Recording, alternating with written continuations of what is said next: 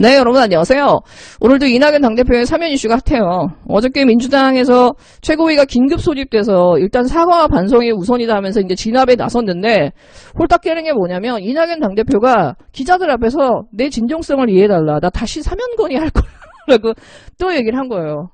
그러니까 이 사면 논의를 본인이 가져가겠다는 거거든요. 이 사면 논의를 꺼트리지 않겠다라는 거예요, 이분은. 잘 한번 생각해 보세요, 여러분. 이 뉴스가 12월 31일 날 딱 났을 때부터 저는 뭔가 이렇게 언론의 움직임을 계속 지켜봤거든요. 그래서 저도 굉장히 조심스러웠어요. 도대체 이 수는 뭐지? 도대체 이 수는 읽혀지지가 않는 거예요. 하루 이틀 딱 봐서는. 근데 오늘에서야 어느 정도 저는 좀 읽혀지더라고요. 이 사람이 뭘 원했는지. 무엇을 목적으로 했는지. 왜 이 사람은 가만히 있는 벌집을 찼을까요? 그 벌집은 본인한테도 본인이 쏘일 수도 있는데. 말로는 국민통합이라고 하고 말로는 중도층을 잡겠다고 하고 이게 본인이 사면을 선정하고 하겠다라는 뭐 대통령과 내가 같은 편이라고 하는 어떤 그런 그 국민들한테 의식을 심어주기 위한 고도의 플랜이다라고 이렇게 해석하는데 저 다 뻥이라고 봐요. 다 아니라고 봐요.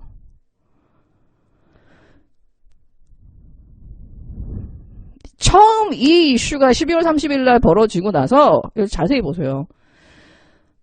엄청나게 이제 반발이 났단 말이에요. 근데요, 이낙연 당대표가 3일 동안 가만히 있었어요. 자기 입장 발표를 안 했어. 이게 반발이 나고 뭐하고 이슈가 되게끔 본인이 이거를 그대로 내버려 뒀다라는 거예요. 민주당의 보통 같으면은 이걸 진압해야 되는데 즉시 진압하죠. 와전된 거야, 말이 잘못된 거야, 내지는 뭐 이게 돼야 되는데 이낙연 당대표는 그게 불이 지필 때까지 계속해서 이거를 활발 타오르게 내버려 두거든요. 그리고 최고위가 소집되면서 이제 주말 월요일이 되면서 이제 이걸 어느 정도 진압하는 형식으로 갑니다. 근데 여기서 또 얘기하잖아요. 사면 건의할 거라고. 이 이유는 뭘까요? 이 사면을 건의했을 때 이낙연 당대표의 입장에서는 본인이 얻을 이득이 없어요. 민주당이 얻을 이득도 없어요. 문재인 정부가 얻을 이득도 없어요. 하지만 해로움은 되게 많아요. 예, 일단 민주당의 지지층은 분열이 됩니다. 그리고 문재인 대통령의 레임덕은 가속화돼요. 왜? 문재인 대통령이 사면을 하지 않아도 어쨌든 욕을 먹어야 되는 형국이야. 그러니까 문재인 대통령을 끌고 들어간 거거든요. 이낙연 당대표처럼 맨날 엄중하고 신중하고 느림보인 이런 사람이 왜 이렇게 갑작스럽게 모든 국면을 다 전환시켜서 아예 검찰에 대한 사법 구태타에 대한 국민의 분노와 이 절망감이 그 절정에 달하였을 때 아예 이 이슈를 싹 다 덮어버리고 이 사면 논의와 함께 지금 여러분 계속해서 지금 언론에 나오는 걸 자세히 보세요. 윤석열 대권 1위, 윤석열 징계 잘못됐다 58%, 정경심 구속 잘됐다 뭐 48%. 예, 계속해서 윤석열을 띄워주는 이 신년에 윤석열을 띄워주는 기사가 나와요. 저는 이게 같이 움직인다고 생각해요. 이낙연 당대표 입장에서 본인이 첫 번째 이 사람의 정신구조를 좀 보세요. 친노나 친문 이 세력 때문에 이 민주당이 자기들이 말하는 극성 지지자 때문에 못 살겠거든. 하고 싶지 않은 개혁이나 검찰개혁이나 이런 거 하고 싶지 않아 죽겠는데 이거 겨우겨우 딸려가고 안 하는 척 해야 되는데 이제는 구테타 얘기까지 나오고 사법 구테타 얘기가 나니까 안 할 수가 없는 거야. 그리고 초선들이 막 움직여. 재수없어 죽겠는 거야. 이낙연 입장에서는. 도대체 내가 쟤네들을 가지고 내가 대선을 치를 수도 없을 뿐만 아니라 쟤네들한테 지지를 받을 수도 없겠구나.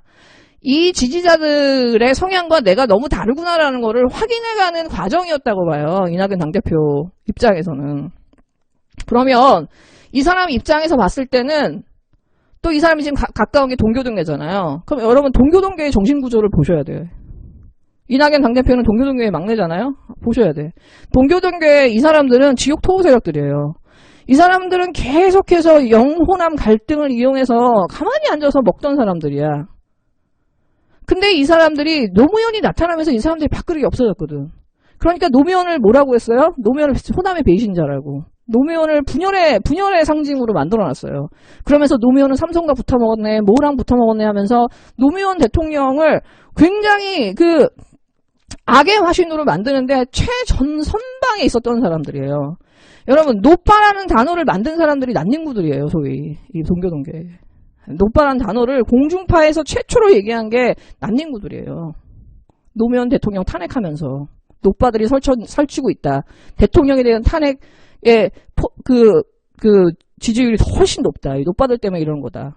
저 광장에 나온 사람 다 노빠들이다. 이거를 공중파에서 얘기한 사람이 난닝구들이란 말이에요. 동교동교회. 이 사람들의 마인드를 여러분 정동영까지를 보셔야 돼요. 정동영이 대통령이 되려고 열린민주당 다 깨버리고 열린우리당 깨버리고 도루민주당으로 만들었나요? 자기들의 계파를 갖고 자기들의 힘을 갖기 위해서 이 사람들은 그냥 대통령 선거에 나온 거거든. 사람들은 왜 정동영을 찍지 않았냐고 얘기하는데요. 여러분 자세히 보세요. 정동영은 대통령이 될 의지가 없었어요. 그 당시에 선거 운동을 하는 걸 보시면은 계속해서 참여정부가 잘못했습니다. 사과하고 절하고 이게 이 사람의 선거 운동이었어요. 당연히 이명박이 되지 않겠어요? 왜? 자기 부정을 하는 거야. 자기가 세운 자기의 정부를 부정하는 거예요. 그 다음부터 참여정부는 그냥 어떻게 할 수도 없고 대통령은 완벽하게 고립이 되는 거예요. 그리고 대통령 결국 탈당해버리죠. 탈당을 강요해버려요. 지금 이 사람의 전략은 문재인 대통령을 완전히 코너로 모는 거거든. 이명박근혜의 이 범죄 그리고 이들이 그 감옥에 들어가는 이 과정은 문재인 정부의 촛불과 이 문재인 정부의 탄생의 존재이면서도 이유예요. 적폐청산. 근데 지금 이것을 사면하겠다라고 하는 거는 문재인 정부 자체를 부정하는 거예요. 문재인 정부의 탄생 자체를 부정하는 거예요. 정동영이 참여정부를 부정하면서 대선 후보, 대선 역할을 하고 그 난닝구들이 대선 운동을 뛰어들었죠. 그러니까 수많은 500만의 사람들이 선거를 포기해버렸잖아. 자기가 지지하는 대통령과 지지하는 정부를 부정하고 사과하고 잘못했다고 하고 국민 분열한 거 잘못했고 경제정책 부동산 잘못했고 이런 식으로 자기 부정을 하는데 누가 정동영을 뽑아주고 누가 참여정부의 후임자를 뽑아줍니까? 근데 여러분 이것이 묘하게 지금 이 이낙연이 하는 짓하고 겹쳐요. 지금 이낙연은 문재인 정부의 존재 이유를 허물어뜨리고 있는 작업을 하고 있는 겁니다. 자기 부정을 하고 있는 거예요. 왜? 이낙연은 본인이 대통령이 안 될 걸 본인이 너무 잘 알거든. 대통령이 되는 것보다 자기의 계파를 늘리고 그 지역구를 더 많이 늘리고 이걸 늘려서 계속해서 국회의원을 해먹는 게 얘네들의 이유거든요. 얘네들의 존재 이유거든요. 얘네들 누가 대통령은 상관없어. 얘네는 그냥 그 국회의원만 하면 돼. 이런 애들 입장에서는 이낙연 대통령 되는 거든 안 되든 관심 없어요. 얘네들한테 제일 싫은 건 뭐냐? 친노 친문이 다시 또 정권을 잡는 거예요. 친노 친문이 정권을 잡느니 이명박한테 주는 게 낫고 박근혜한테 주는 게 낫기 때문에 그 동교동계들이 다 이명박이랑 박근혜한테 갔던 거예요, 여러분. 그냥 이낙연은 계속 당선이 됐으니까 남아 있었던 것이고 이 사람은 모호한 저기로.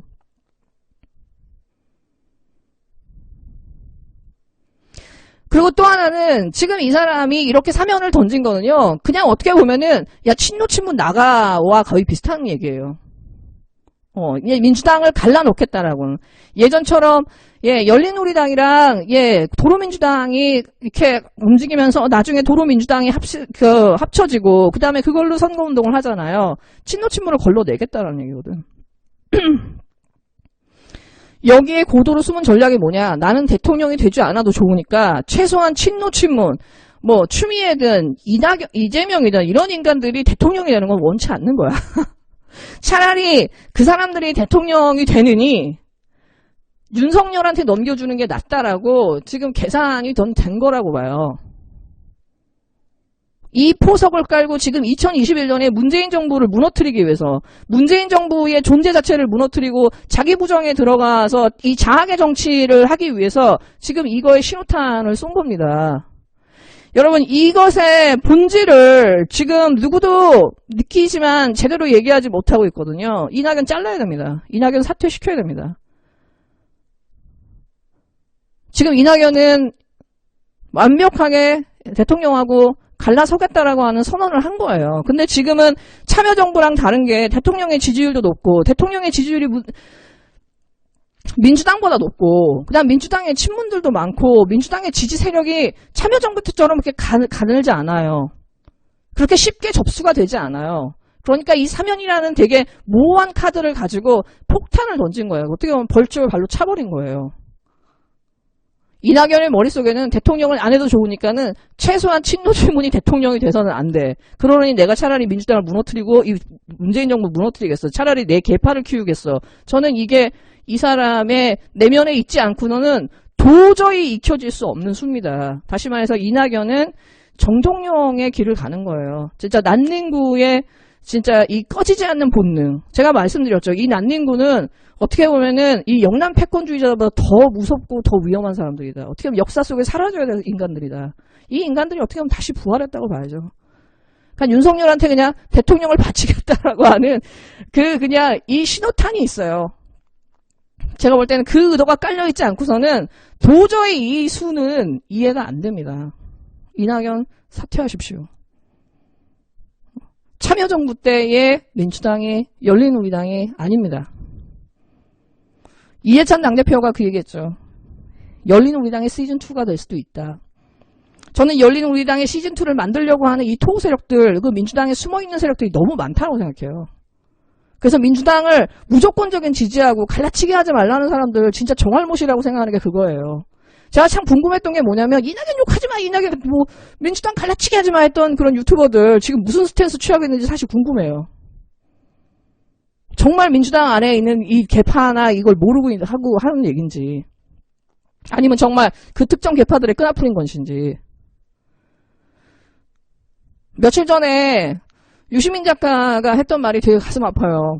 나는 민주주의 안에서 어떤 일이 일어나도 받아들일 마음의 준비가 되어 있다. 나는 그 말과 그 유시민 작가의 그 표정에서